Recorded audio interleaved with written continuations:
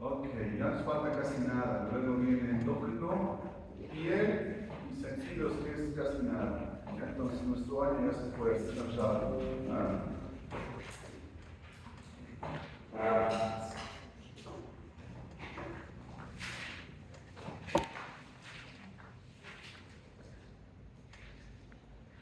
Muy bien, entonces hablamos del reproductor masculino. Si están atrás, ven hacia adelante. ¿Qué están haciendo? Deben comenzar sus guías, que se encuentran con guías, porque no es clase para hacer tarea de práctica, ¿no ven? Así que cuidado que se vayan sin guía.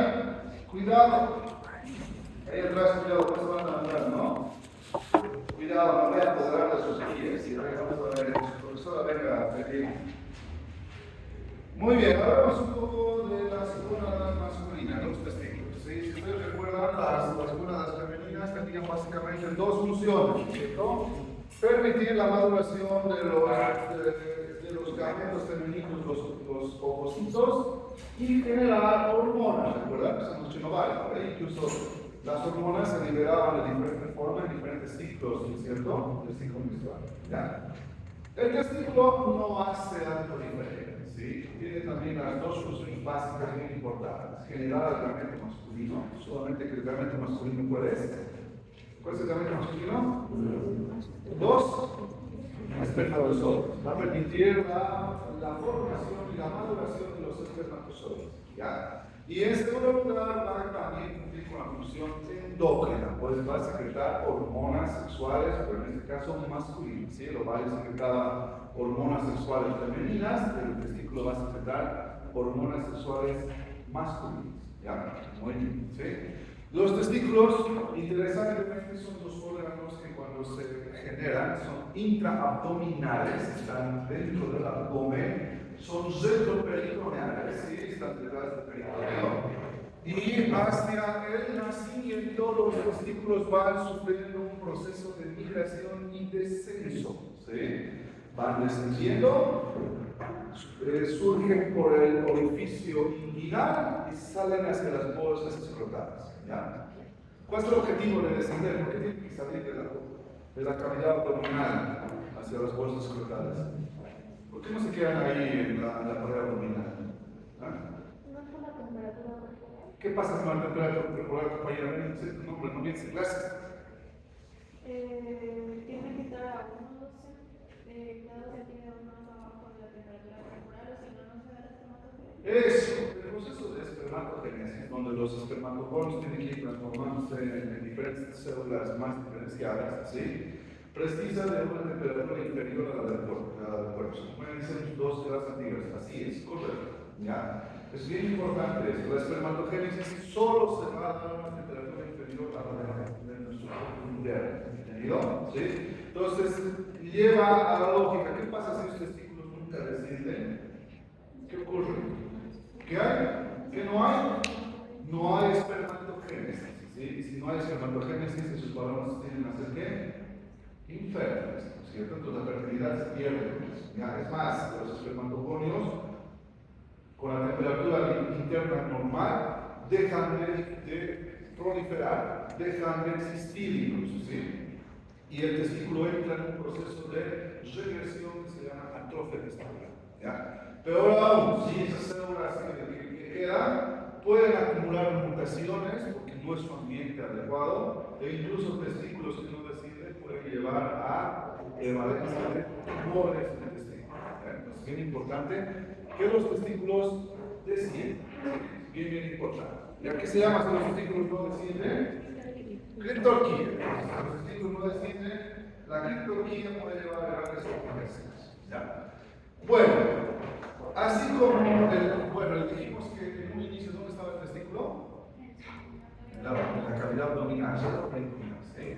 Y cuando van descendiendo los retroperitoneales, se arrastran consigo una parte del peritoneo hasta las bolsas escrotales. ¿Ya? Entonces, literalmente en la bolsa escrotal hay una extensión del tejido peritoneal en el varón que se continúa con la cavidad abdominal. ¿Sí? Vamos a ver que ese peritoneo tiene un nombre. Entonces, veamos. Los testículos son los órganos ovales que miden más o menos entre 4 por 2 centímetros, y es más ¿ya? Van a estar revestidos por una túnica peritoneal. Ojo con esto, es peritoneo. El peritoneo tiene mesotelio. El mesotelio es el epitelio plano simple. ¿Qué se va a llamar ese mesotelio? Se llama túnica vaginal. Entonces, la túnica vaginal es peritoneo, que el testículo se arrastra desde el abdomen hacia el lóbulo escrotal. ¿Ya? Ojo con eso, ¿sí? Entonces, tiene esta túnica vaginal, que es una vaginación peritoneal. Y posteriormente a esto pues va a tener unas túnicas que tienen nombres diferentes. Aquí tenemos una primera túnica, esta estructura gruesa que ustedes están observando acá, de tejido conjuntivo denso y regular, que le da el aspecto al testículo de una coloración blanca natural. Es la famosa ¿qué? Túnica albuginia, o también conocida como cápsula testicular. ¿Sí? Es la análoga a la túnica albuginia del ovario, también era una capa de tejido conjuntivo denso. ¿Ya? Es inextensa, no se puede extender. Por eso es que los procesos de inflamación del testículo, ¿qué se llama cuando el testículo se inflama? Testiculitis. ¿Sí o no? ¿No? ¿Qué se llama la inflamación del testículo? ¿Cómo es, compañeros? A ver, muchachos, ¿saben? ¿No recibí patadas en los testículos? Esperemos que no reciben. ¿Qué se llama la inflamación de los testículos? ¿Ah? Orquitis. ¿Ya? Entonces, la orquitis, cuando hay inflamación del testículo, esta cápsula no deja que se expanda. ¿Qué ocurre? Cuando hay inflamación, toda esa presión que se genera puede producir incluso insuficiencia vascular, y eso puede llevar a grandes consecuencias también. ¿Ya? Muy bien, entonces no se olviden, ¿qué se llama esta túnica gruesa de la cápsula de tejido conjuntivo del testículo? ¿Qué se llama? ¿Qué se llama? Túnica albuginia. Esa túnica albuginia, en una región que está más o menos hacia la parte posterior superior, ¿sí? Se engruesa y va a generar un área que se va a conocer con el nombre de ¿qué? De mediastino testicular. ¿Sí? Este mediastino testicular es el lugar donde va a estar la famosa red testicular o la red de testis, que vamos a hablar más adelante. ¿Ya? Y desde acá, el tejido conjuntivo proyecta una serie de tabiques de tejido conjuntivo que va a dividir al parénquima testicular en varios compartimientos. ¿Están viendo que hay unos compartimientos? ¿Sí? Hay varios compartimientos. Cada uno de estos compartimientos se va a conocer con el nombre de... ¿Qué son? ¿Qué son? ¿Qué son? Los lóbulos testiculares. ¿Sí? Se han hecho cálculos y se cree que el testículo está separado en hasta 250 de estos lóbulos testiculares. ¿Ya? Son compartimientos. ¿Qué vamos a encontrar dentro de estos compartimientos? ¿Qué hay acá en estos espacios? Unas estructuras tubulares, que se llaman los túbulos semínicos. Entonces, en cada lóbulo vamos a encontrar entre 1 a 4 estructuras tubulares enrolladas, que se llaman túbulos semínicos. Aquí otra imagen, pero no se ve muy bien por la luz. La túnica albuginia, y luego hay una capa con vasos sanguíneos que pasa debajo de la túnica albuginia, se llama incluso túnica vascular. ¿Ya? Pues ahí están los vasitos que ingresan y penetran e irrigan todo el testículo. ¿Sí? Gracias. Muy bien. No era lugar para eso. Entonces aquí estamos observando testículo, túnica albuginia, desde su zona del mediastino. Desde acá se emiten tabiques fibrosos que separan el testículo en varios compartimientos. ¿Qué se llama cada compartimento? Lóbulos testiculares. ¿Y qué hay dentro de cada lóbulo testicular? Los túbulos semínicos. ¿Ya? Durante la infancia, cuando todavía no hay activación y no hay proceso de espermatogénesis, los túbulos seminíferos son túbulos macizos, llenos, no hay espermatogénesis. Todas las células son células primitivas que están llenando, no están canalizados, no hay canalización. ¿Ya? Cuando la hipófisis empieza en el varón, ¿sí? todo el ciclo de activación de la hipófisis activa el vestíbulo comienza a liberar andrógenos, los andrógenos comienzan a estimular la espermatogénesis, ¿sí? Entonces, durante la pubertad, cuando inicia la vida reproductiva del varón, la espermatogénesis comienza. Gracias, ahora se ve mejor, ¿no?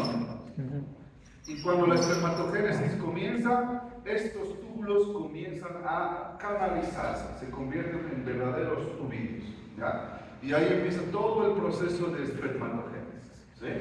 Entonces, ¿qué vamos a ver en los túbulos seminíferos? Perfecto. Ahí, perfecto, muy bien. Miren, los túbulos seminíferos, primeramente tienen una cubierta de colágeno muy densa, se llama lámina basal, ¿sí? Forma una membrana basal. También hay unas células mioides o musculares acá adentro, ¿sí? Se contraen durante la eyaculación para facilitar la expulsión de células, ¿ya? Y cada túbulo seminífero va a estar revestido, este es el revestimiento del túbulo seminífero, por unas células especiales, que se dividen en dos grupos, ¿sí? Entonces hay dos grupos de células cercanas, ¿ya? Por un lado, unas células que van a actuar como soporte físico, soporte nutricional, ¿sí? Y también son células que secretan hormonas, se van a llamar las células de Sertoli, o Sertoli si quieren, ¿ya? No se olviden, enseguida las vamos a reconocer, pero acá, todas estas que tienen nucleolos bien evidentes, todas son las células de Sertoli, ¿sí? Ahí está. Por otro lado, tenemos otro grupo de células que están involucradas en todo el proceso de espermatogénesis, ¿ya? Y se las encuentra en diferentes estadios de maduración, ¿sí? A todo este linaje de células de las cuales van a derivar y se van a convertir en los espermatocitos, ¿sí? Se van a conocer como células espermatógenas, ¿sí? O es la línea de células germinales espermatógenas, ¿ya? Entonces aquí se van a formar los espermatozoides, ¿sí? Muy bien, ¿qué más podemos hablar de esto? Esto es un túbulo, este es el túbulo, ¿ya? ¿Cuántos tipos de células hay en el epitelio germinal? Este se llama epitelio germinal, ¿sí? No es un epitelio real, es un epitelio con células especializadas, ¿sí? ¿Cuántas células tienen? ¿Cuántos tipos de células? Dos. ¿Cuáles son? Sertoli y espermatogénesis, ¿ya? Dos tipos de células. Ahora, en el intersticio, en el tejido por fuera de los túbulos seminíferos, acá afuera, vamos a encontrar otro tipo de células funcionales bien importantes. Se llaman células intersticiales, porque están en el intersticio, ¿sí? Pero se las conoce mejor por el nombre de células de Leydig. Ya, las células de Leydig son muy importantes en los varones porque esta es la que va a permitir la secreción de ¿qué? Testosterona. ¿Qué secretan las células de Leydig? Testosterona. La testosterona, ¿sí? La hormona que va a definir todos los caracteres sexuales masculinos e incluso también va a permitir la espermatogénesis. ¿Y la espermatogénesis requiere de qué? ¿Requiere de qué? De andrógenos, ¿ya? ¿Y quién secreta andrógenos? ¿Quién secreta andrógenos? Las células de Leydig, ¿ya? Que son bien importantes, ¿sí? Bien importantes. Bueno, hablemos de estas células. Empecemos con las células de Sertoli, ¿sí? Estas son las células sustentaculares del epitelio germinal, ¿ya? Entonces, si ustedes observan acá el epitelio germinal, el epitelio germinativo, ¿ah? Entonces, fíjense, tiene una lámina basal gruesa que recubre el túbulo seminífero. En la lámina basal hay algunos fibroblastos y también células mioides que se contraen, ¿sí? Y aquí estamos viendo los dos estirpes de células del epitelio germinal. Esta de acá, que tiene forma columnar, larga, con núcleos ovalados, incluso núcleos en forma piramidal. ¿Eh? ¿Qué se llaman esas células? Las Sertoli cell o las células de Sertoli. Estas células son bien importantes, ¿sí? Fíjense, Estas células alargadas tienen núcleos con una cromatina no tan densa y con núcleos muy bien evidentes, ¿sí? Entonces la clave para identificar es el núcleo semínimo, ¿ya? Núcleos alargados o piramidales y núcleos bien evidentes. Se ven sus núcleos ahí en el epitelio, ¿ya? Las células de Sertoli, ¿sí? Van a formar uniones oclusivas entre ellas, miren que entre una y otra se unen, y van a alojar a esta otra línea de células. ¿Cuál es esta otra línea de células? Las espermatogénicas.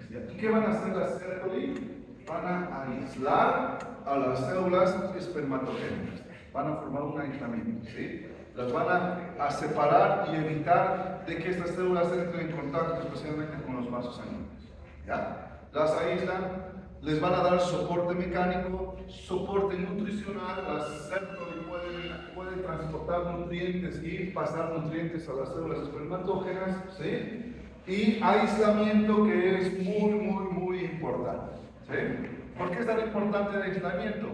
Estas células de acá, les pregunto, ¿van a tener sus dos juegos de cromosomas o un juego de cromosomas? Uno no ve, porque son sus gametos masculinos, ¿sí? Esto las hace células haploides, ¿sí? Las haploides son células diferentes al resto del cuerpo, tienen la mitad del número de cromosomas, ¿ya? Si se han dado cuenta en el ovario, también hay células que aíslan al ovocito, que también tiene esas ciertas características. ¿Recuerdan las células foliculares? El ovocito siempre está rodeado de ¿qué?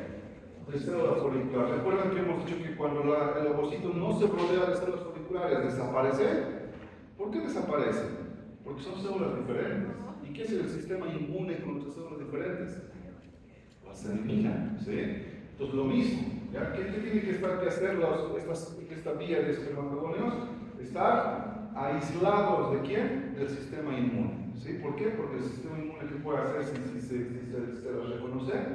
Las puede reconocer como extrañas y destruirlas, ¿ya? ¿Sí? Entonces es bien importante eso, ¿sí? Es tan importante que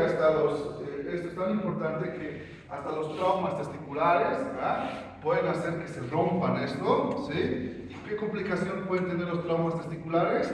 Exponer estas células, ¿a quién? Al sistema inmune. ¿Y qué puede pasar después de un trauma testicular? Donde hay exposición de antígenos de estas células, se puede generar una respuesta autoinmune y las células inmunitarias pueden destruir a estas células, ¿ya?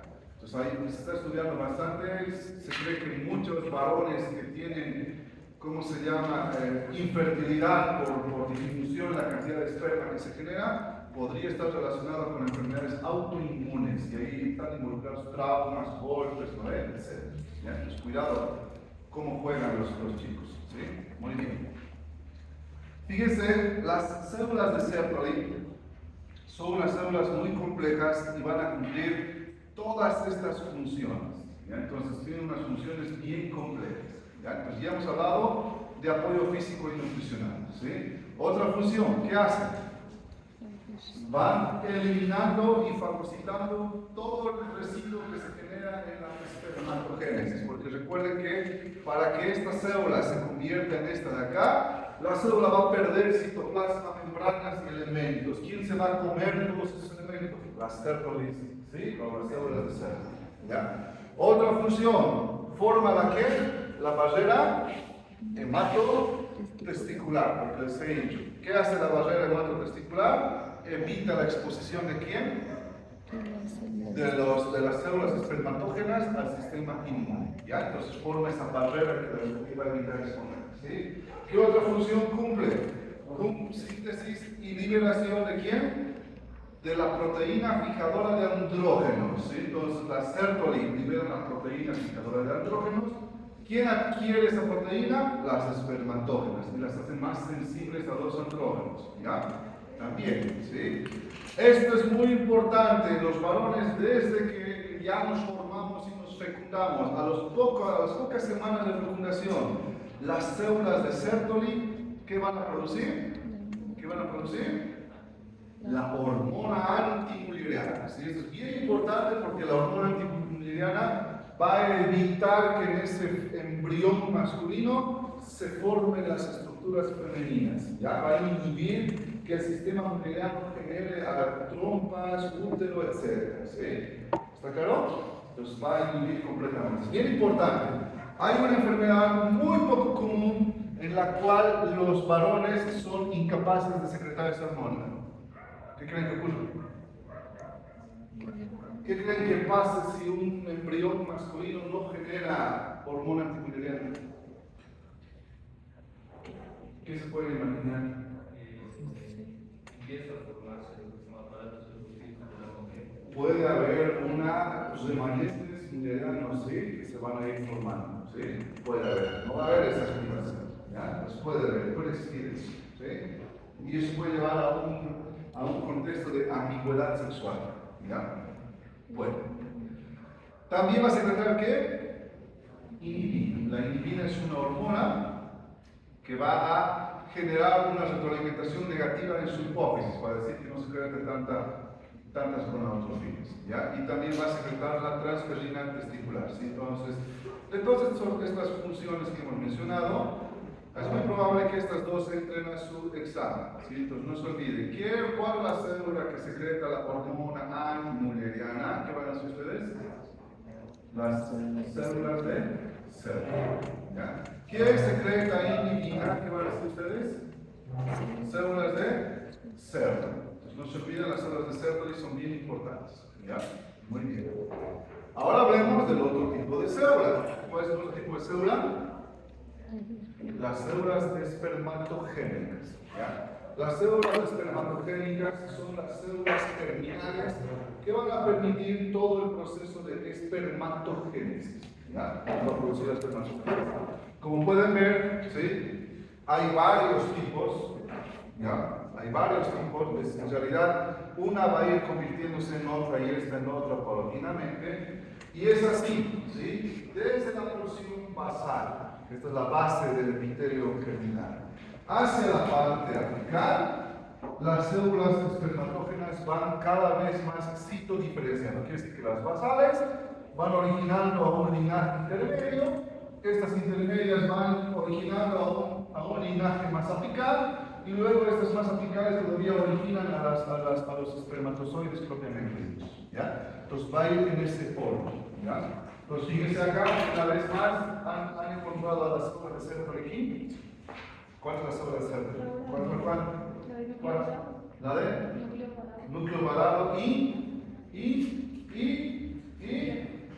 núcleo evidente. ¿Sí? Esta es la célula, esta es la célula de cerdo, ¿verdad? ¿Y qué son todas estas? ¿Qué son? Las células espermatogénicas, ¿ya?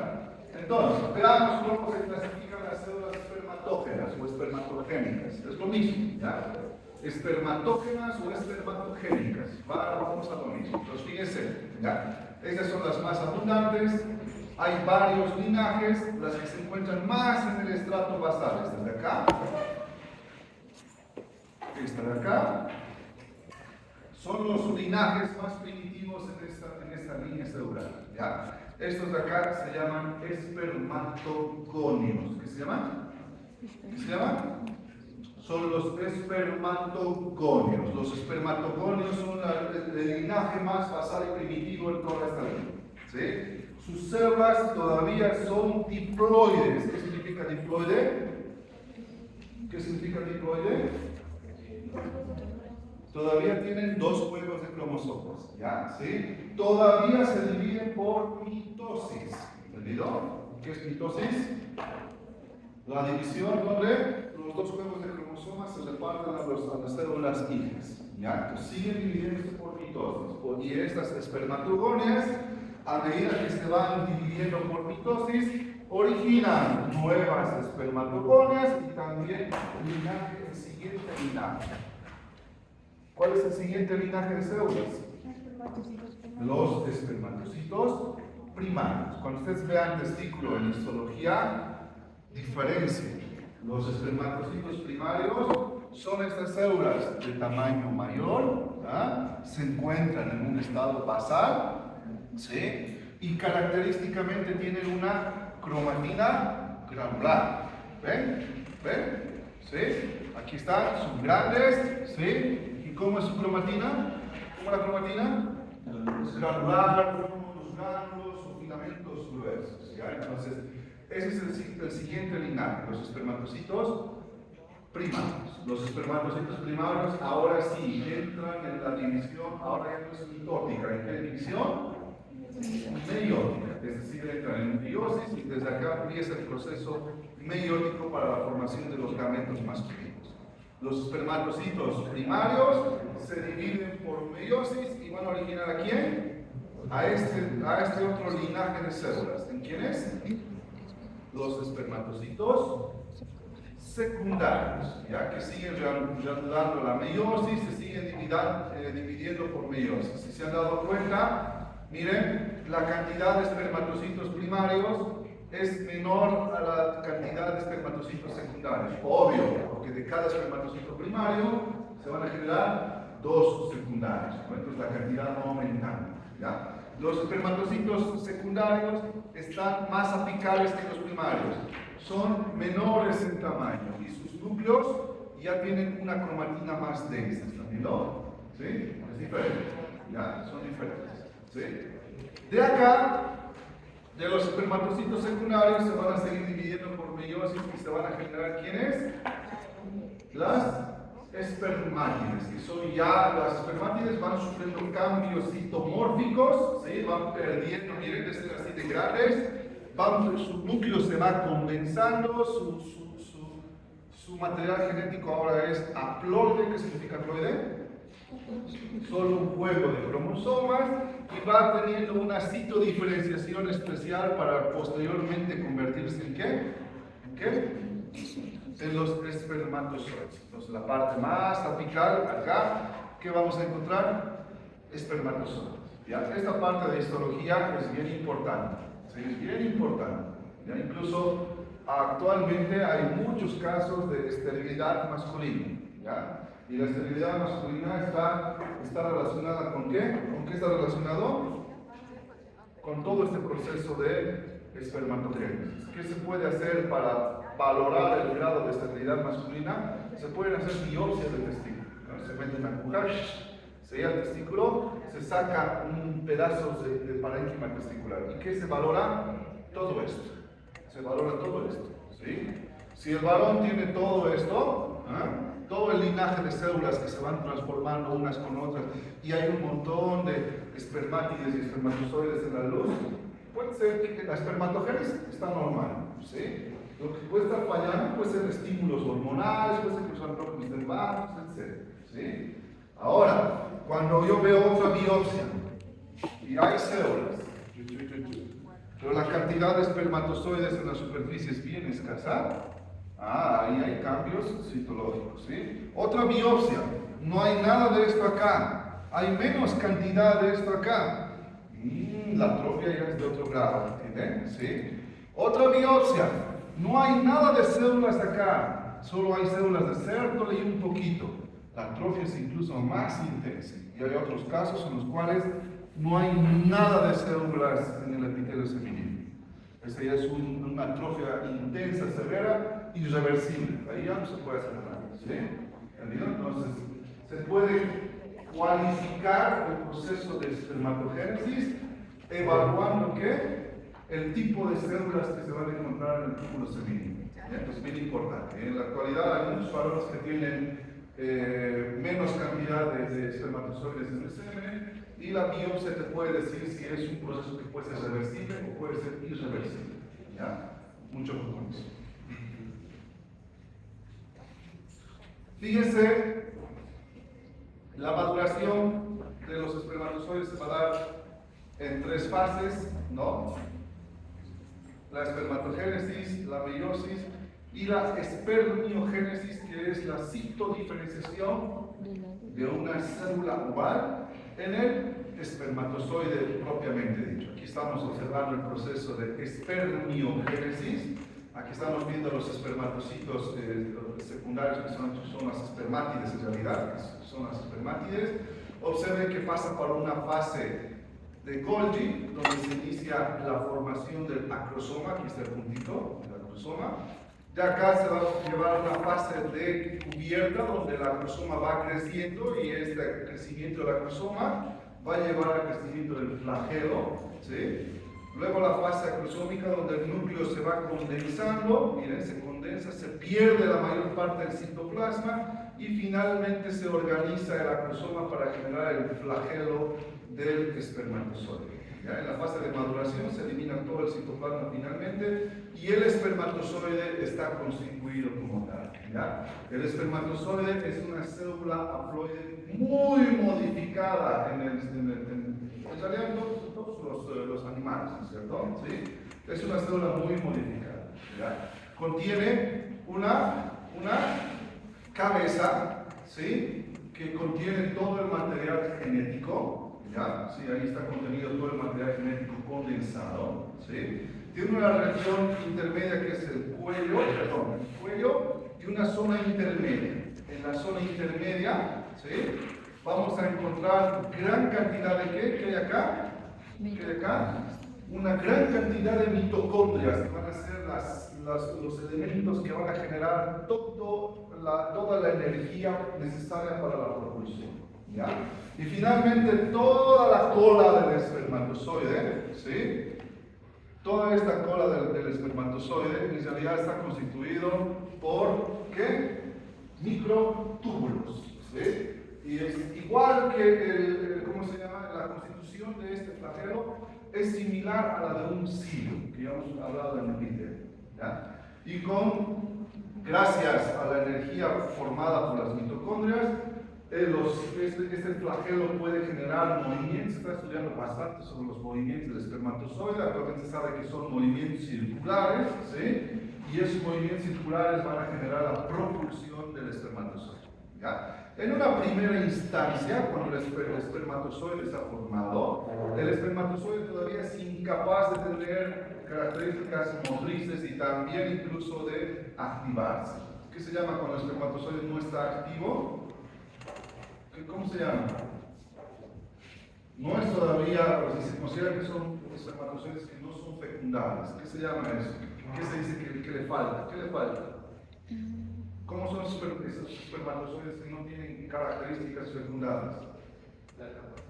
Son espermatozoides no capacitados. ¿Ya? Entonces son inmóviles, no están capacitados para poder fecundar. Incluso una muy buena parte de la vida del espermatozoide en el tracto genital masculino van a estar en su forma no capacitada. Algunos se van capacitando porque en el epidídimo se van activando, algunos no. ¿Sí? Incluso el principal momento de capacitación, ¿dónde se lo lleva a cabo?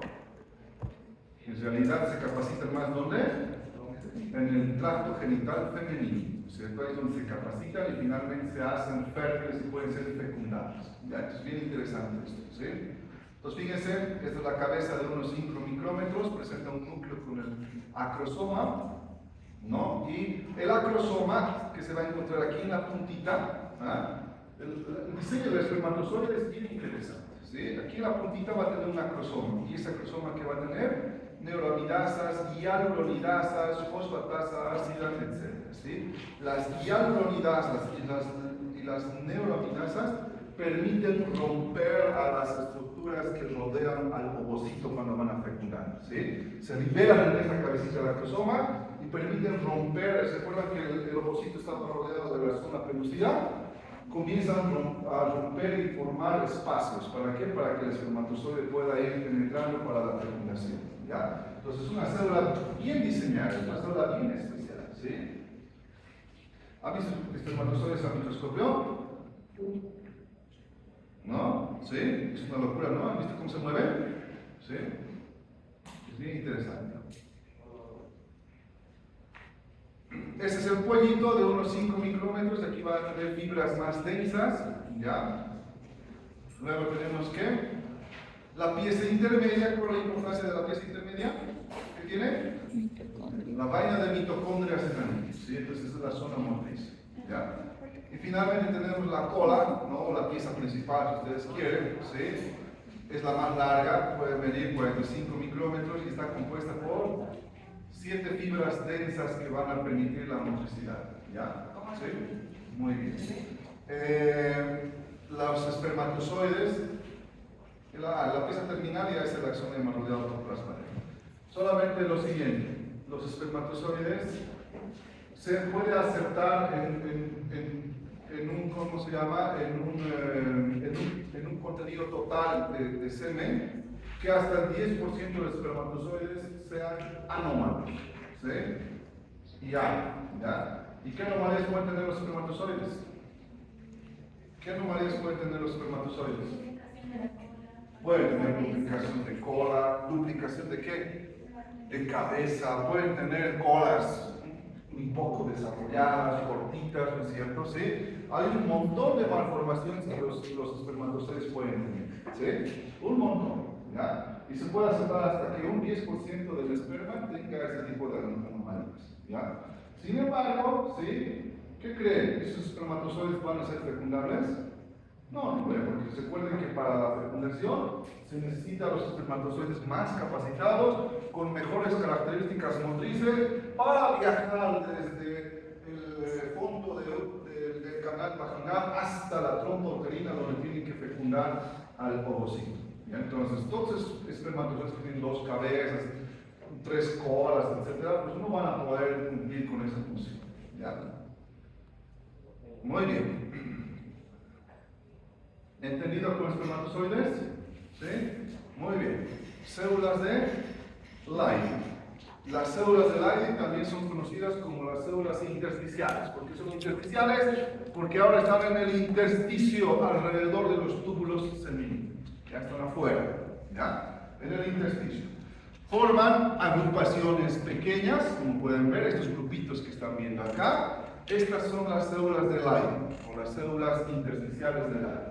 ¿Sí? Las células de Leydig juegan un papel bien importante, porque estas son las células secretoras ¿de qué? ¿De qué? De andrógenos, ¿sí? La testosterona, la famosa hormona sexual masculina. Y entonces, desde que el embrión se va formando y es un embrión masculino, las células de Leydig ya van cumpliendo con esta función de secretar ¿qué? Andrógenos. Los andrógenos van a cumplir muchas funciones. En el recién nacido, los andrógenos son los que estimulan el descenso de los testículos, ¿sí? Los andrógenos son los que van a permitir el desarrollo de los órganos sexuales masculinos. ¿Ya? Los andrógenos suprimen también la formación de estructuras femeninas, ¿ya? No van a evitar de que se formen, ¿sí? Y en la pubertad, que es el momento en que mayormente se van a secretar los andrógenos van a permitir todos los cambios necesarios para que el hombre sea fértil, estimulan la espermatogénesis y cumplen con todas esas funciones importantes, ¿ya? Hacen que nuestros huesos sean gruesas, ¿no es cierto? Que nos salga vello facial y todos los cambios necesarios que hacen que los varones maduremos sexualmente. ¿Entendido? Muy bien. Están entre los túbulos seminíferos, en el intersticio. Las células de Leydig secretan andrógenos a partir de qué? ¿De qué? De esteroides. Es igual que las células foliculares en la mujer, ¿no? Secretaban igual a partir de esteroides. Entonces las hormonas sexuales, tanto femeninas como masculinas, son derivados del colesterol, son hormonas esteroideas. ¿Ya? Mucho ojo. Incluso dicen, ¿no ve? Hay algunos chicos que dicen, ¿me voy a meter qué? ¿Qué se meten? Esteroides, andrógenos, ¿sí? Sí, para aumentar su masa. Sí, los esteroides también aumentan la masa muscular en el varón, ¿ya? Aumentan, ¿sí? Pero cuidado con meterse esteroides. Si se meten mucho esteroide exógeno, ¿qué va a ocurrir? Le van a dar una falsa sensación a su cuerpo de que su testículo está funcionando de más, ¿no? Porque hay mucho esteroide. ¿Qué va a ocurrir con su hipófisis? Su hipófisis va a decir, oh, testículo desgraciado, estás liberando mucho esteroide. ¿Qué va a hacer la hipófisis? Va a enviar señales de qué? De supresión de la función testicular. ¿Qué puede ocurrir como complicación en varones que se meten esteroides? ¿Qué va a ocurrir con sus testículos? Se van a atrofiar. Pues cuidado, cuidado. Si los chicos dicen, ay, voy a tener músculo, voy a meter esteroides. Cuidado, pues. Tener esteroides, aumentar tu masa muscular, pero disminuir tu masa testicular. No, cuidado, ¿sí? Es una complicación. Ojo, esto puede entrar a su examen. Las células de Leydig son las únicas células en todo todo el ser humano, masculino y femenino, que tienen cristales intracitoplasmáticos, que se llaman los cristales de Rey. ¿Ya? ¿Está claro? Son las únicas. No se olviden, ¿cuál es la célula del cuerpo que tiene cristales en su interior?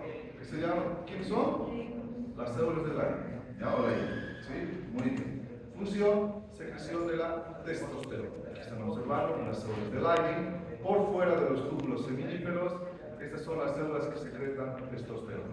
¿Ya? En los pacientes que tienen cáncer de próstata, un estímulo para que las células se proliferen y produzcan el cáncer son los andrógenos. ¿Ya? Se dan normalmente hormonas que suprimen a los andrógenos. ¿Sí? Pero cuando no funciona la terapia androgénica, a veces se tiene que eliminar la formación de andrógenos completamente. ¿Qué creen que hacen los varones en esos casos? Si yo no quiero que se libere para nada andrógenos, ¿qué creen que hacen? ¿Cómo suprimirían que se forme andrógenos completamente? ¿Qué creen que hacen? ¿Qué creen que hacen? Les cortan los testículos, los pacientes son castrados, se llama castración es una castración quirúrgica. ¿Para qué? Para que no haya más formación de andrógenos en absoluto y el cáncer no avance tan rápidamente. ¿Ya? Entonces, ¿por qué? Porque el testículo es el origen de qué? De los andrógenos. ¿Ya? No se olvide. Entonces, aquí estamos viendo una vez más testículo. ¿Qué se llaman estos tubitos dentro del testículo? ¿Qué se llaman los tubitos? Túbulos seminíferos. ¿Ya? Y alrededor es el intersticio. ¿Qué hay en el túbulo seminífero? ¿Qué hay en el túbulo seminífero? ¿Qué se llama este epitelio? ¿Qué se llama este epitelio? Epitelio germinativo. ¿Ya? Germinal. ¿Ya? ¿Y aquí qué tipo de células hay acá? Sertoli y espermatogénicas. ¿Ya? Entonces, ¿qué se llama esta estructura acá más densa? La lámina. No, la angina es rodea todo el testículo. Esta es la lámina basal. ¿Sí? Y estas célulitas que forman cúmulos en el intersticio, ¿qué se llaman? Las células de Leydig o las células intersticiales. ¿Ya? No se olviden. ¿Sí? Muy bien. Aquí están viendo una microscopía electrónica. Aquí están los homogonios, los espermatozoides primarios, espermatozoides secundarios, las espermátides y los espermatozoides. ¿Ya? Bien interesante. ¿Sí? Aquí están las células de Leydig. Bien bonito, ¿no? Muy bien. Hay un montón de tumores en testículos. Si llegan a patología, vamos a ver. ¿Sí? Muy bien. Histofisiología de los testículos. Entonces, primera función, forman hasta 200 millones de espermatozoides al día. ¿Verdad? Lo que les dije, ¿no? A diferencia del sexo femenino, donde las mujeres ya nacen con una carga de ovocitos, que sobre esa carga lo que se van a jugar su fertilidad.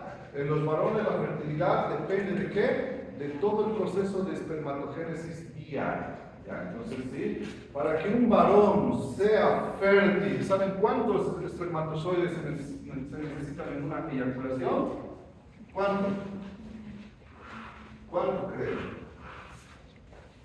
¿Cuánto creen que se necesita para que el varón sea considerado como un varón fértil? Más de 400 millones de espermatozoides por eyaculación. ¿Sí? ¿Han visto que se hacen pruebas para ver fertilidad y se ve la cantidad, se cuantifica el semen que tienen, etcétera? Uno de los métodos para cuantificar la fertilidad es decir cuántos más o menos espermatozoides hay en la eyaculación. ¿Sí? Con reducciones del 15-20% de la cantidad de espermatozoides, la fertilidad masculina ya está afectada. ¿Sí? Y obviamente, a medida que va disminuyendo cada vez más la cantidad de espermatozoides, la fertilidad va a ser más afectada. ¿Ya? Entonces, fíjense, para que un varón sea fértil se necesita toda esa cantidad de esperma. ¿Sí? Bastante. ¿Ya? Miren, las hormonas juegan un papel importante. La LH, que los varones también liberamos, que es la luteinizante, estimula la síntesis de ¿qué? De testosterona por las células de Leydig, ¿ya? Y va a conservar esta espermatogénesis, ¿sí? Las células que usan testosterona habitualmente necesitan de una enzima para hacer que la testosterona sea una testosterona más funcional o más potente. ¿Sí? La testosterona más potente, ¿qué se llama?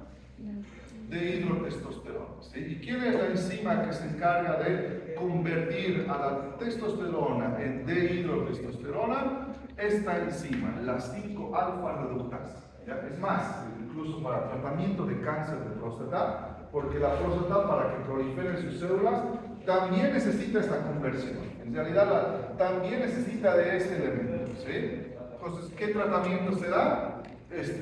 ¿Anti qué? Anti-5-alfa reductasa. Es un medicamento que bloquea esta, evita que la testosterona se convierta en dihidrotestosterona y las células de la próstata dejan de tener estímulo. ¿Ya? Correlación interesante. Hay algunos varones que sufren de calvicie androgénica. O sea, quiere decir que la calvicie viene ¿por qué? Por los andrógenos. Y también los folículos pilosos que se van a ir perdiendo por esta estimulación, también es justamente por esta hormona. Entonces, ¿cuál creen que es el tratamiento por esa calvicie? También inhibidores de la 5-alfa reductasa. Entonces, hay algunos varones que la calvicie puede ser un poco prevenida por hormonas. ¿Sí? Pues, muy bien. La FSH induce la secreción de qué? De la proteína fijadora de andrógenos. ¿Por quién? Por las células de seno. Y hace que estas células sean más susceptibles a los andrógenos. ¿Ya? Muy bien. Fíjense que la inhibina secretada por las células de Sertoli inhibe a la FSH. ¿Ya? Una hipótesis. Muy bien. Este es todo el proceso de activación de los testículos. ¿Sí? Que ya hemos mencionado. ¿Ya? ¿Sí? Aquí está la LH, la FSH. La LH estimula a las células de Leydig a que secreten andrógenos. Sí, la FSH va más a la espermatogénesis, a las células de cero. ¿Ya? Muy bien. ¿Entendido? Muy bien, los espermatozoides se han formado. Ahora, ¿qué tiene que pasar con los espermatozoides? El objetivo final es llegar al tracto genital femenino. Ese es el objetivo final. ¿Ya? Y para llegar a esto, ¿qué va a necesitar? Una serie de vías que las transforman. ¿Ya? En su conjunto se llaman conductos genitales o las famosas vías espermáticas. ¿Sí? Las vías espermáticas se van a clasificar en dos grupos. Las que todavía están dentro del testículo y las que están ¿qué? Fuera del testículo. ¿Sí? Entonces veamos. El primero, que se llaman los conductos genitales intratesticulares. ¿Cuáles vamos a empezar? Los túbulos rectos. Esto puede ser punto de preguntas en sus exámenes. Van a ver que cada túbulo tiene epitelio diferente. Entonces, fíjense, cuando acaba el túbulo seminífero y llega más o menos hacia la red testicular, hasta aquí llega el túbulo seminífero. ¿Ya? A partir de acá se generan unos tubitos cortos que interesantemente son rectos. Por eso se llaman ¿qué? Túbulos rectos. La primera vía espermatógena intratesticular. Aquí están viendo. Miren, esto todavía es túbulo seminífero. Miren que todavía hay células espermatógenas, etc. Hasta aquí sigue siendo túbulo seminífero. Acá se modifica y se convierte en el túbulo recto. ¿Ya? Fíjense, ¿el epitelio es igual al túbulo seminífero? No, cambia. ¿Ya? ¿Cómo es el epitelio? Están recubiertas únicamente ¿por qué? Por células de Sertoli y algunas células cuboidales. ¿Ya? Entonces no se olviden, cuidado, pregunta el examen. ¿Cuál es el conducto intratesticular recubierto únicamente por células de Sertoli? ¿Qué van a buscar ustedes? Los túbulos rectos. ¿Ya? Estos túbulos rectos. ¿Qué tienen? Células de Sertoli y algunas células cuboidales. ¿Ya? ¿Cuál es la función de los túbulos rectos? Llevan a los espermatozoides del túbulo seminífero a la red de testis. ¿Sí? Listo. ¿Ya? Entonces, siguiente porción conductora, la red de testis. ¿Sí? La red de testis es esa serie de canalículos que están anastomosados acá. ¿Están viendo? Todos están anastomosados. Ahí van confluyendo todos los espermatozoides. ¿Sí? La red de testis, que es esta porción de acá, todos estos canales anastomosados, alojados en el mediastino, tiene otro recubrimiento. ¿Cuál es su epitelio? Cúbico 100. ¿Sí? Y las células suboculares tienen incluso microvellosidades. ¿Ya? Tiene otro epitelio. ¿Ya? Muy bien. Siguiente conducto. Los de acá ahora han venido de acá, han llegado a la red de testis y ahora van a pasar ¿a dónde? A estos otros conductillos, que se llaman los conductillos eferentes. Hasta aquí acaban los conductos intratesticulares. Los eferentes van a llevar a los espermatozoides desde la red de testis hasta esta otra porción. ¿Qué es esta otra porción? ¿Qué se llama esto? ¿Qué se llama? Hacia el epididio. Entonces no se olviden, ¿qué hacen los conductillos eferentes? ¿De dónde a dónde transportan los espermatozoides? De la red testicular hacia el epididio. ¿Ya? ¿Sí? Miren, son unos 10 a 20 conductitos cortos, ¿no? Aquí están, todos estos son los conductitos. Cuidado que puede ser pregunta de examen. Está recubierto por un epitelio cúbico, no ciliado, acilíndrico simple, ciliado. Cuidado, en esta zona que tienen las células, ¿qué tienen acá? ¿Qué tienen las células? ¿Qué tienen acá las células? Cilios. ¿Por qué tienen cilios? ¿Por qué tienen cilios? Porque tienen que transportar activamente a los espermatozoides que son inmóviles. Hasta aquí son inmóviles, no se mueven. ¿Ya? Entonces los transportan por movimientos ciliares. Conductillos eferentes, no se olviden. ¿Qué tienen? Epitelio cuboidal acilíndrico ciliado. ¿Ya? No se olviden. Luego pasamos a esta zona. ¿Qué se llama esta zona? Ahora ya son los conductos genitales. ¿Qué? Extratesticulares, están fuera ya del testículo. ¿Cuál es la primera porción? ¿Qué es esto? Es el epididio. El epididio, van a ver seguramente su profesor les va a mostrar el epididio. Aparte de testículos siempre se muestra epididio. Ya ver los otros conductillos es medio difícil. ¿Ya? El epididio sí, se puede ver. ¿Ya? El epididio es un tubo muy contorneado, uno está bien enrollado acá. ¿Sí? Lo que dice ahí no es falso. ¿Cuánto mide? 4 a 5, ¿qué? ¿Qué? Metros, sí, esa cosa es así. Si ustedes jalan, es como 4 o 5 metros de tubo. ¿Cómo cabe ahí en el testículo? Bueno, quién sabe, la naturaleza ha hecho eso. ¿Por qué creen que cabe tanto? ¿Cuál creen que sea la función de este tubito tan largo?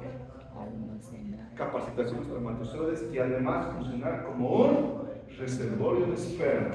¿Entienden? Imagínense si fuera un conductito recto, no habría capacidad de qué?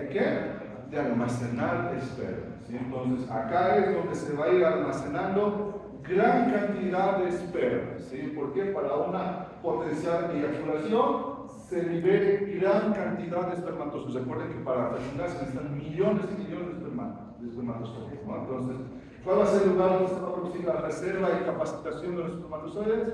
El epididio. ¿Entendido? Entonces, todo va a llegar aquí al epididio. Fíjense, acá el epididio tiene otro epitelio. Miren, tiene un epitelio columnar pseudoestratificado con estereocilios. Cuidado, ¿qué tiene en la superficie? Estereocilios. ¿Los estereocilios son cilios o no? ¿Son cilios? ¿Los estereocilios se mueven? ¿Se mueven? Cuidado, no, los estereocilios son más microvellosidades que cilios. ¿Ya? Son más microvellosidades que cilios. ¿Sí? ¿Qué hay dentro del epididio? ¿Qué es todo esto? ¿Qué es todo esto? Espermatozoides. Entonces, ¿por qué el epididio es tan largo? ¿Para qué? ¿Para qué sirve?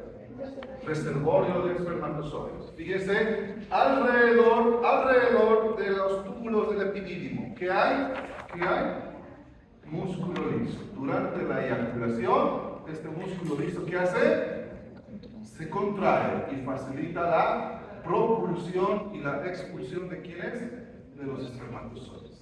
¿Ya? Entonces el epididio es un área muy importante. ¿sí?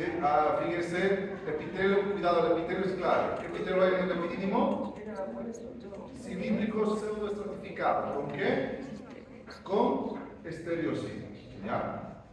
Elaboran glicerofosfolina que inhibe la capacitación todavía de los espermatozoides. Acá todavía no están capacitados. ¿Ya? Y no se olviden, ¿qué tiene alrededor? Músculo liso que lo rodea. ¿Ya? ¿Qué pasa si un varón no eyacula? Es medio padre y no hay nada. ¿Qué pasa? ¿Se acuerdan que la espermatogénesis se va dando de forma continua? ¿Sí? ¿Qué pasa si nuestro varón es padre? ¿Qué pasa? O sea, padre de que no hace nada, ¿no? Como papá. ¿Qué pasa? ¿Qué pasa con todos los espermatozoides? Si no se eyacula, los espermatozoides entran en degeneración. ¿Y qué hacen los estereocidios? ¿Qué son los estereocidios? ¿Qué son más? Microvellosidades. ¿Qué hacen las microvellosidades? Absorben. ¿Qué hacen con todo ese esperma que se va degenerando y destruyendo? Se lo recicla y se reabsorbe. ¿Ya? Entonces puede ser eso, ¿sí? Aunque el cuerpo tiene maneras de forzar la eyaculación. Los chicos deben saber, ¿verdad? Muy bien. ¿Entendido? ¿Sí? Entonces, vías espermatógenas, ¿sí? Entonces estamos viendo ahí las vías espermatógenas. No se olviden, el túbulo seminífero se convierte en ¿qué? ¿Qué son estos títulos acá? Túbulos rectos. Luego se convierte en ¿qué? Las rectas. Luego se convierte en ¿qué? Conductillos eferentes. Y luego se convierte en ¿qué? ¿Qué es todo esto? Epididimo. ¿Sí? Ahora, el epididimo va a dar origen ¿a quién? A un conducto muy grueso. ¿Qué es este conducto? El conducto deferente. ¿Ya? El conducto deferente es el principal conducto de los varones. ¿Sí? Es el principal conducto de los varones.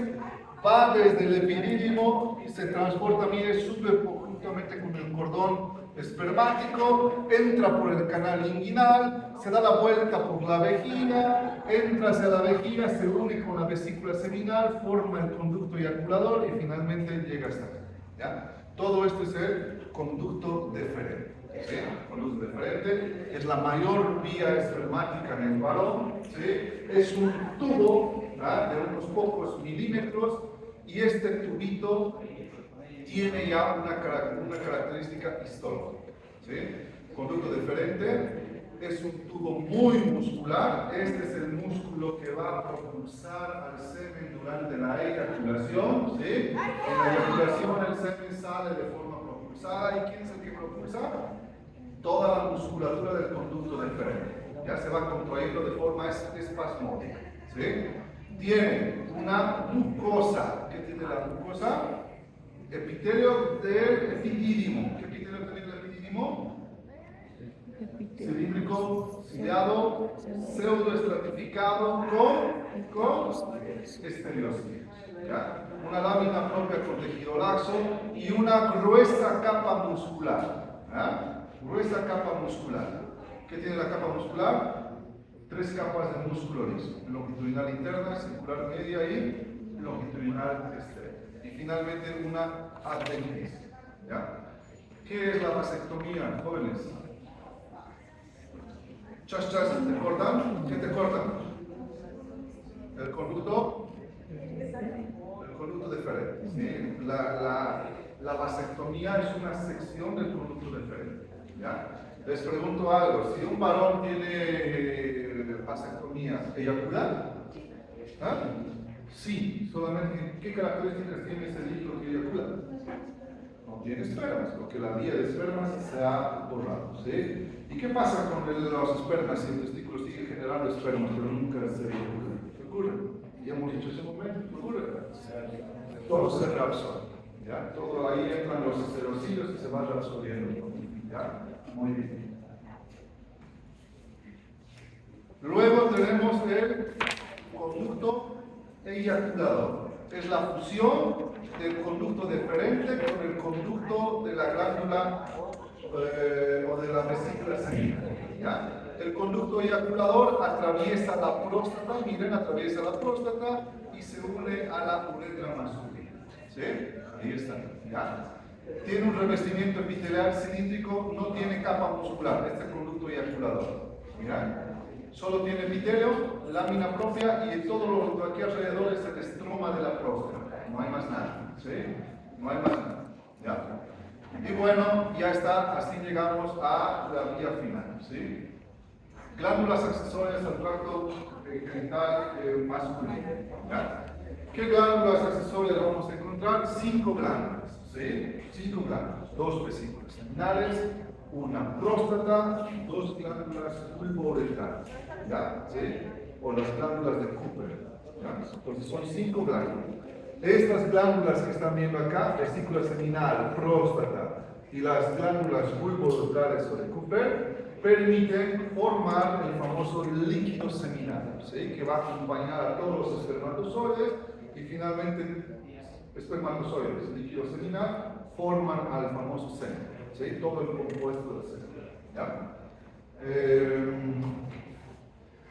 Las vesículas seminales están en el piso de la vejiga, detrás de la próstata, ¿sí? Son glándulas tubulares largas, pueden tener varios centímetros de longitud, eso de 15 centímetros no es tan aplicable, miden menos, ¿ya?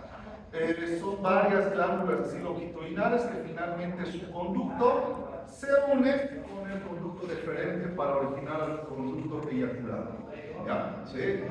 Estas glándulas están constituidas por una mucosa. ¿Quién se ha muerto? Estas glándulas están formadas por una mucosa, miren, revestidas por un epitelio cilíndrico. Hay algo interesante en el epitelio cilíndrico de estas células. Estas células secretan bastante lipofusina. ¿Qué es la lipofusina? Es un pigmento. Si su profesora les pone vesícula seminal, háganle bastante aumento y traten de buscar el pigmento. Es un pigmento amarillento que está dentro de las células. ¿Ya? Sí, muy bien. Tiene una capa muscular que están viendo acá y finalmente una adventicia. ¿Qué hacen las vesículas seminales? Elaboran un líquido rico en ¿qué? En fructosa. ¿Qué es la fructosa? ¿Qué es la fructosa?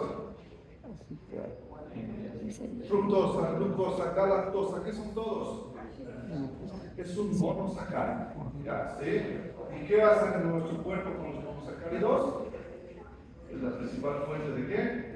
De energía. Entonces, esta es la glándula que va a secretar compuestos que van a funcionar como fuente de energía. ¿Para quién? Para los espermatozoides. Ellos para moverse van a estar energía, para la fuente de energía extra. ¿Sí?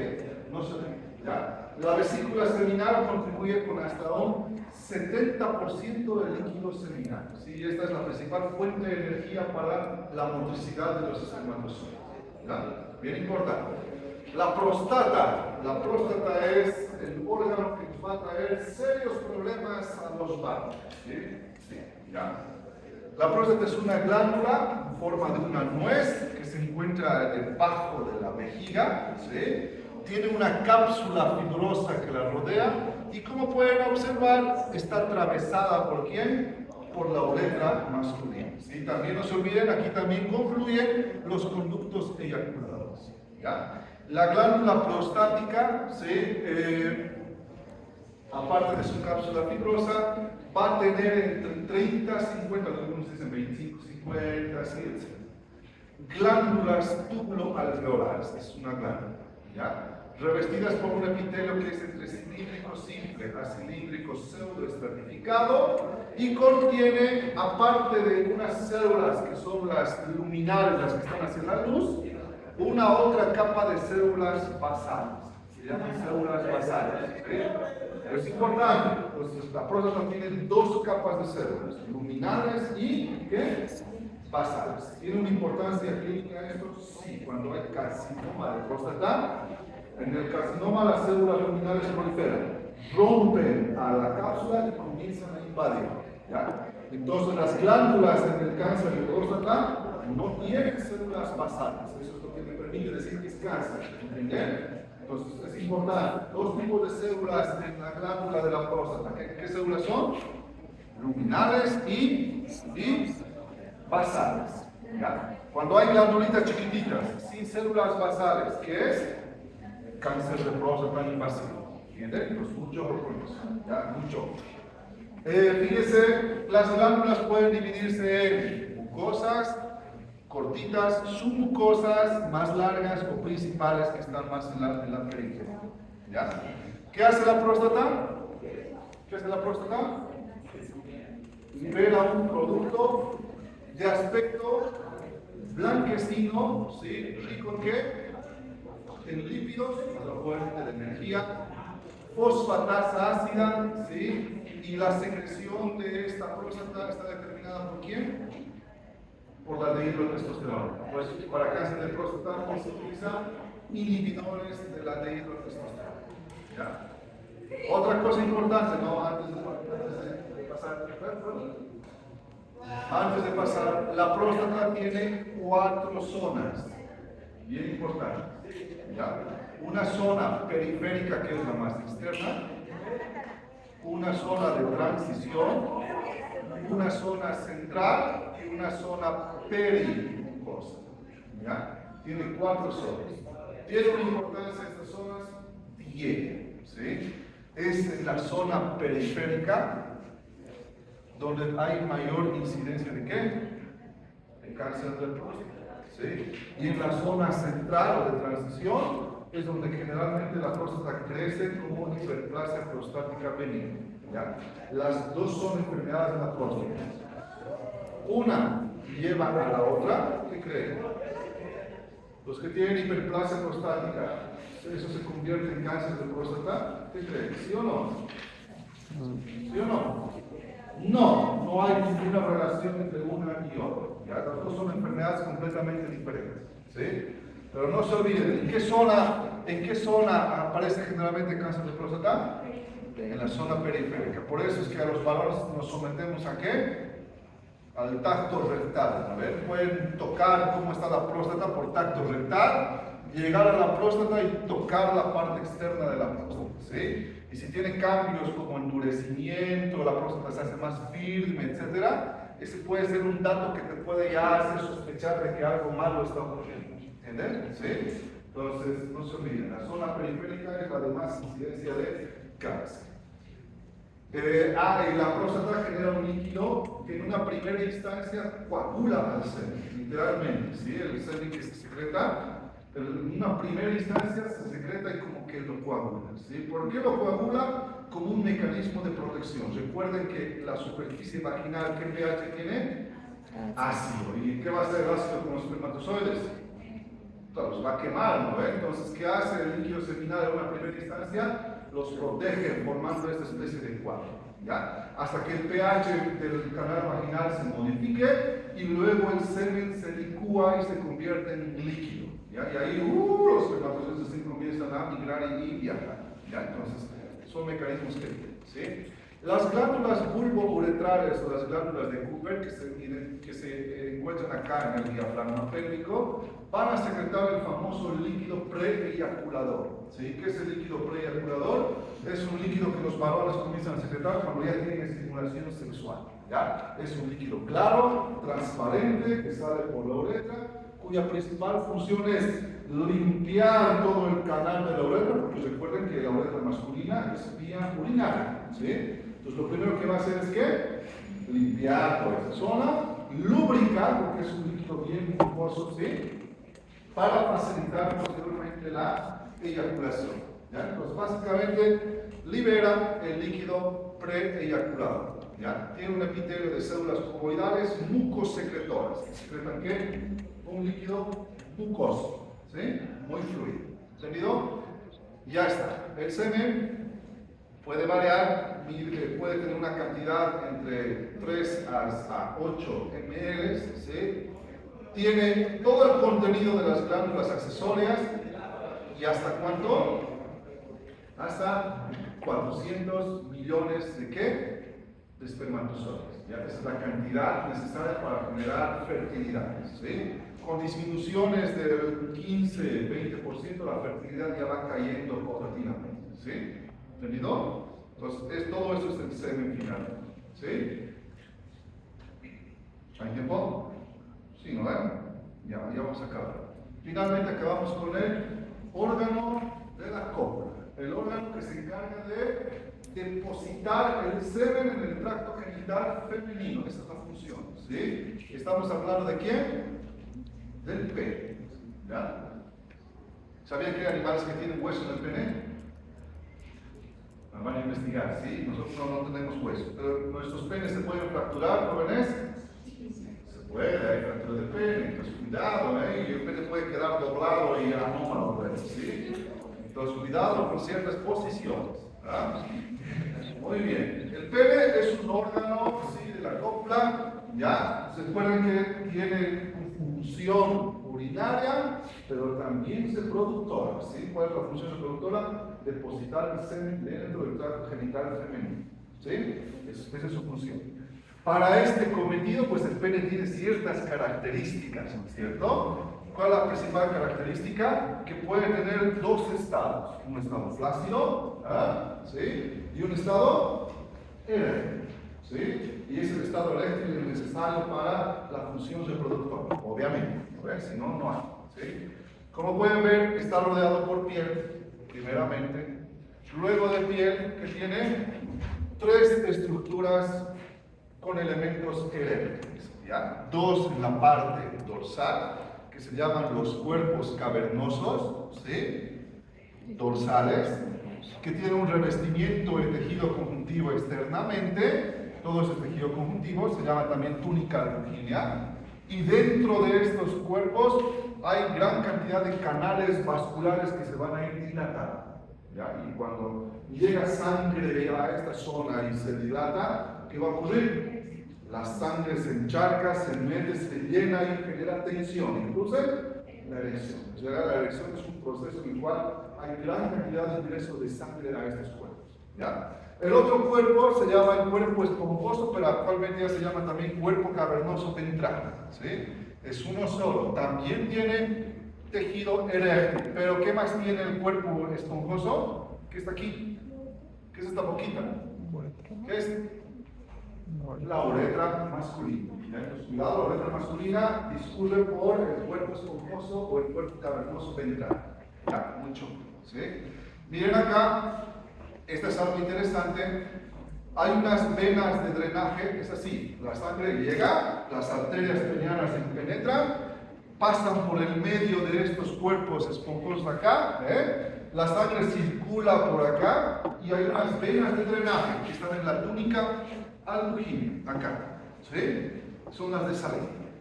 Cuando el pene está en detumescencia o flacidez, la sangre llega, circula por acá y sale por allá. ¿Sí? Y esa circulación se va dando por ahí de forma continua. ¿Ya?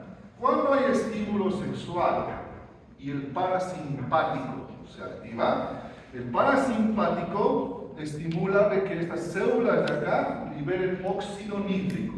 ¿Ah? ¿Qué hace el óxido nítrico? Hemos visto en vascular. ¿Qué es el óxido nítrico? Es un vasodilatador. ¿Sí? El óxido nítrico va a llevar a que se produzca dilatación. En realidad el óxido nítrico se forma por una enzima previa, ¿sí? La adenilatociclasa. Esto tiene una importancia, acuérdense de esa enzima. ¿Cuál es la enzima que forma óxido nítrico? Adenilatociclasa. Enseguida les voy a decir cuál es la importancia clínica de esto. ¿Qué ocurre cuando se libera óxido nítrico? Los vasos se dilatan, ¿sí? La dilatación de los vasos y el parasimpático hace que estas venas de drenaje se cierran. Y si estas venas de drenaje se cierran, ¿qué ocurre? La sangre llega, se encharca, pero no puede salir. Peor aún, cuando esto se tensa, la túnica albuginea se tensa por presión, igual, la sangre no puede salir. ¿Cuál es el único fenómeno? Sangre entra, pero no sale. ¿Sí? ¿Y qué va a producir con esa sangre que entra y no sale? Aumenta la tensión en toda esa zona. ¿Y qué va a producir finalmente la tensión de sangre sobre las paredes? ¿Qué va a producir? La erección. ¿sí? Y eso es lo que genera erección. No se olviden, ¿quién es el que está comandando el proceso de erección? ¿Quién? El sistema parasimpático. Aquí está. Miren, aquí está la arteria, la sangre llega, el parasimpático hace que las venas de drenaje se cierren y por tanto la sangre solo entra, pero no sale. Y eso produce tensión de sangre sobre todas las paredes y eso produce la erección. ¿Sí? Y la erección se va a mantener mientras se vaya liberando ¿qué? Óxido nítrico. ¿Y quién es el que estimula la liberación de óxido nítrico? La adrenalina por el parasimpático. ¿Ya? Parasimpático, cuidado. ¿Sí? Los varones, cuidado. Si ustedes quieren estar funcionales en el momento X importante, ¿a quién tienen que activar? Parasimpático. Porque si se nerviosean, ¿a quién van a activar? ¿A quién van a activar? Al simpático. Y si se nerviosean en el momento X y activan a su simpático, van a ver que el simpático tiene un efecto contrario al parasimpático. ¿Sí? Ahora fíjense, el parasimpático es el que va a producir la liberación de óxido nítrico, la adrenalciclasa, va a producir la erección. ¿Ya? Ahora, en el acto sexual es el simpático el que va a desencadenar ¿qué? La eyaculación. ¿Sí? Genera todo ¿cómo se llama? Todo el proceso contráctil de las vías espermáticas, se produce la eyaculación, etcétera, etcétera. Pero el simpático ejecuta una función más. El simpático, una vez que se activa, va a producir también que las arterias o las venas de drenaje se abran. ¿Sí? Y si las venas de drenaje se abren, ¿qué va a ocurrir con la sangre que estaba aquí encharcada? Va a comenzar a drenarse y salir. ¿Sí? Y si esto ocurre, ¿qué va a producir con el pene que estaba erecto? Entra en estado de flacidez, eso se llama detumescencia. ¿Ya? ¿Sí? Entonces fíjense que el simpático tiene un efecto completamente contrario ¿a quién? Al parasimpático. Pregunten. Cuando hay priapismo, eso es la mano que cierra. ¿Qué es el priapismo, compañero? ¿Quién era Priapos? Era un dios, ¿verdad? Que decía, oh, el dios de la fertilidad. ¿Qué es el priapismo? Es cuando no hay retorno de... No hay esa vía de drenaje. ¿Qué va a producir? Una erección, es una erección dolorosa y anormal. Ya, les comparto una experiencia que he vivido para no es personal, ¿no? Bueno, sí personal, pero no personal. ¿Ya? O sea, ¿qué ocurre? Un varón a los 45 años cuando estaba rotando el gineco, la quería pasar bomba una noche, ¿sí? ¿Y qué ocurrió? Se tomó 4 pastillitas milagrosas, ¿no ven? ¿Sí? ¿Saben de qué está hablando, del sildenafil, ¿ya? Ahora sí, ¿qué hace el sildenafil? El sildenafil sabía que principalmente se ha fabricado para tratar hipertensión pulmonar. Era para tratamiento de hipertensión pulmonar, ¿sí? ¿Qué hace el sildenafil? El sildenafil es una proteína que justamente activa esa enzimita. ¿Qué enzima era? La guanidinosidasa. ¿Sí? ¿Qué hace la guanidinosidasa? Secreta óxido nítrico. Secreta óxido nítrico. ¿Qué produce? Vasodilatación. O sea, el tratamiento original era tratar hipertensión pulmonar por vasodilatación. ¿Sí? Pero los pacientes que hacían tratamiento para hipertensión pulmonar tenían un efecto secundario, ¿no? ¿Sí? Bien notorio. Y ahí es donde se le jugó más y actualmente el sildenafil se utiliza más para eso que para la hipertensión pulmonar. Bueno, la cuestión es que ese paciente se tomó 4 pastillas de sildenafil, ¿sí? Y la pasó bomba, yo creo que sí, nunca más se volvió. ¿Ya? ¿Qué ocurrió con tanto sildenafil? ¿Ya? ¿Qué ocurrió? Mucha vasodilatación, tanta vasodilatación que hay hecho que literalmente el paciente vino con un pene que parece un pene de vivo, feo, grande, ¿sí? ¿Sí? Negra, ¿por qué? Porque había gran cantidad de congestión vascular, ¿sí? Y ese pene estaba en un estado así de erección y obviamente el paciente vino así gritando, por imagínense. ¿Y qué ocurrió? La sangre que ingresa en grandes cantidades, incluso sin charca, puede entrar en un periodo de no circulación y la sangre puede literalmente coagularse. ¿Saben cuál ha sido el tratamiento que se ha realizado para que ese paciente disminuya la tensión del pene? Ha han hecho drenaje, literalmente el urólogo ha dado unas jeringas con unas agujas gigantes y drenaba y trataba de sacar la mayor cantidad de sangre y coágulos de esa cosa. ¿Sí? Entonces, la experiencia que tenía que ser buena, pues se convirtió en una experiencia totalmente horrible, ¿no? Y incluso tuvieron que poner sonda porque tanta presión, incluso estaba produciendo el bolo vesical, su vejiga estaba llena de orina. ¿Por qué? Porque no podían salir orina, ¿entienden? Entonces, ese es el priapismo. Y aquí es una condición patológica, ¿sí? Puede ser secundaria a medicamentos o primaria porque los vasos no funcionan, pacientes con diabetes, etc., pueden tener también priapismo, ¿sí? Son erecciones dolorosas y no funcionales. ¿Entendido? ¿Sí? ¿Compañero entendido? Pues ya sabes, si te duele cuando estás así, no es normal. ¿Ya? Puede ser por trastorno neurológico. Hay pacientes que tienen, ¿cómo se llama? Problemas de médula espinal y el primer síntoma que tienen que es erecciones mantenidas o priapismo. Entonces, ¿qué está viendo ahí? Un proceso de daño neural, ¿sí? Puede ser, ¿ya? ¿Entendido? ¿Sí? Pero es patológico, ¿ya? No se olviden. Varones y jóvenes, ¿qué tienen que hacer para un buen rendimiento? ¿Activar a quién? Al parasimpático, ¿sí? Pues en vez de nerviosarse, relax, ¿sí? Porque si se nerviosea, su simpático va a estar más activado y ahí pues su compañera va a quedar medio insatisfecha. ¿Entendido? Muy bien. Eso es todo. Acabó. ¿Preguntas, dudas?